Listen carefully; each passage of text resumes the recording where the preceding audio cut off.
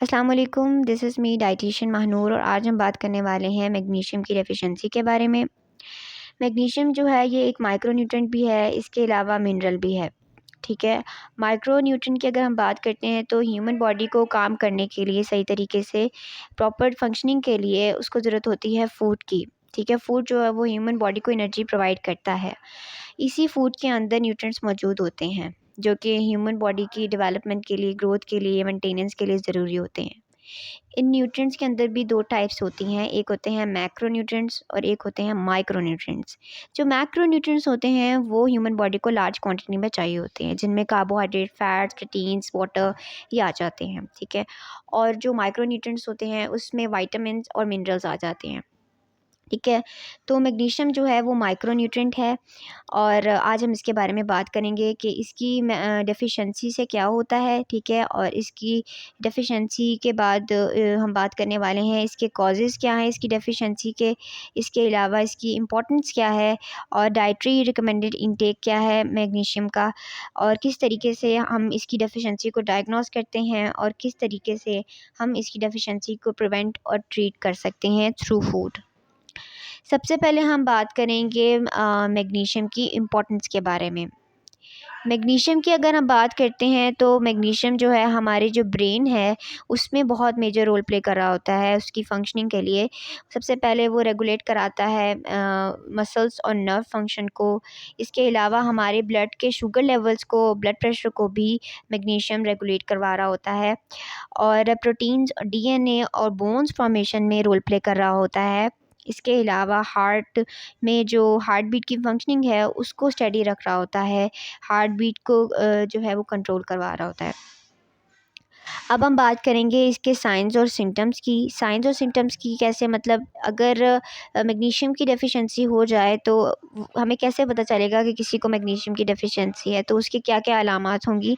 सबसे पहली बात लॉस ऑफ एपेटाइट, उसको भूख नहीं लगेगी, नोज़िया एंड वॉमिटिंग, ठीक है, कै आने की कैफ़ियत होगी इस कंडीशन में, फटीग एंड वीकनेस, थकावट हो जाती है, जिस्म काँपना शुरू हो जाता है, ठीक है, शेकिंग, नमनेस, हाथ-पाँव का सुन्न हो जाना, ठीक है, और हाथ-पाँव में इस तरह महसूस होना जैसे सुइयाँ चुभने का एहसास होना, ठीक है। रात को नींद का ना आना और एब्नॉर्मल हार्ट रिदम्स, यानी कि हार्ट बीट कभी फ़ास्ट हो जाती है, कभी स्लो हो जाती है। अब हम बात करेंगे कॉजेज़ के बारे में। मैग्नीशियम की डेफिशिएंसी की क्या वजूहात हो सकती हैं, उसके क्या कॉजेज़ हो सकते हैं। सबसे पहली वजह यही है कि आपकी डाइट ऐसी नहीं है, पुअर डाइटरी इनटेक है जो कि आपकी मैग्नीशियम की रिक्वायरमेंट्स को पूरा कर सके, जिसकी वजह से मैग्नीशियम की डेफिशिएंसी हो गई है। और इसकी वजह यही होती है कि जब हम बहुत ज़्यादा जंक फूड कंज़्यूम कर रहे होते हैं लैक ऑफ टाइम की वजह से, या फिर आप एज़ जॉय हम फूड कंज़्यूम कर रहे होते हैं, जंक फूड को कंज़्यूम कर रहे हैं, लेकिन हमें ये नहीं पता होता कि जो हम जंक फूड कंज़्यूम कर रहे हैं इसके क्या साइड इफ़ेक्ट्स हो सकते हैं। तो यही होता है कि न्यूट्रिएंट्स की डेफिशिएंसी होगी आपकी बॉडी में, जो कि डिफरेंट डिसीज़ेज़ अकर करेंगे आपकी बॉडी में, डिसऑर्डर्स अकर करेंगे। तो सबसे पहली बात तो यही है कि आपकी डाइट ऐसी नहीं है जो कि मैग्नीशियम की रिक्वायरमेंट्स को पूरा कर सके। उसके बाद long term use of diuretics. Diuretics वो ड्रग्स होती हैं जो कि यूरिनेशन को इंक्रीज़ करवा रही होती हैं और मेनली ये किडनी पेशेंट को रेकमेंड की जाती हैं, या फिर इसके अलावा डायबिटिक पेशेंट को भी रेकमेंड की जाती हैं जिनको डायबिटीज़ की वजह से जो है वो किडनी का प्रॉब्लम हो जाता है।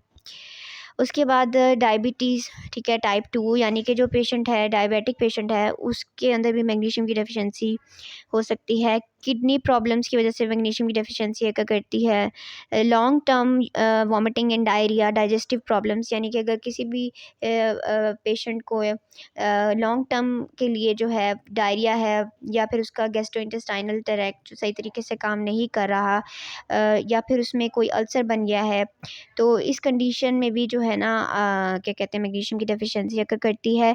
और जो ड्रग्स हम यूज़ करते हैं गर्ड को ट्रीट करने के लिए और स्टमक अल्सर्स को ट्रीट करने के लिए, उनकी वजह से भी मैग्नीशियम की डेफिशिएंसी अकर करती है।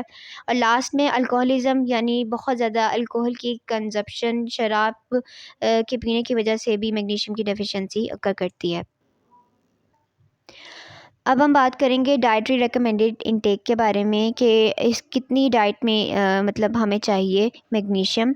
तो 400 से 420 मिलीग्राम एज मेन के लिए ज़रूरी है, और 310 टू 320 मिलीग्राम जो है वो वुमेन के लिए ज़रूरी है। ठीक है, और हम डाइट के थ्रू हम मैग्नीशियम की डेफिशिएंसी को ट्रीट कर सकते हैं इजीली।